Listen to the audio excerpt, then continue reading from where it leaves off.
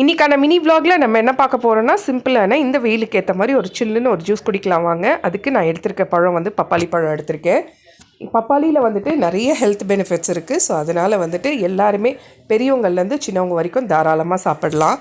So first வந்துட்டு பப்பாளி பழத்தை எடுத்து கட் பண்ணிவிட்டு அதில் இருக்கிற விதைகளை எடுத்துடலாம். எடுத்துகிட்டு இந்த பீசஸை வந்துட்டு ஒரு பவுலில் சேர்த்துட்டு அதை வந்து மிக்ஸி ஜாரில் சேர்த்துக்கலாம். சேர்த்துட்டு அதை வந்துட்டு கொஞ்சமாக ஐஸ் வாட்டர் நான் ஊற்றிக்கிறேன். ஐஸ் வாட்டர் ஊற்றிட்டு நாட்டு சர்க்கரை ஒரு 3 டீஸ்பூன், அப்படி இல்லைன்னா ஒயிட் சுகர் ஒரு 3 டீஸ்பூன் சேர்த்துட்டு நல்லா வந்துட்டு பிளெண்ட் பண்ணிவிட்டு வந்துடலாம். அவ்வளோதான், சூப்பரான பப்பாளி ஜூஸ் ரெடி.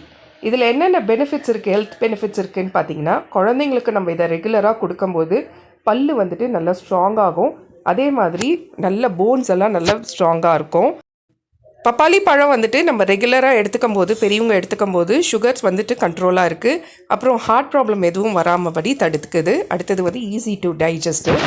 அடுத்தது பார்த்திங்கன்னா புற்றுநோய் வராமல் தடுக்கிறதுக்கு இந்த பப்பாளி வந்து யூஸ் ஆகுது. ஸோ இதில் லாஸ்ட்டாக வந்து நான் கிரேட் பண்ணி போட்டிருக்கிறது பாதாமை வந்து கொஞ்சம் கிரேட் பண்ணி போட்டிருக்கேன்.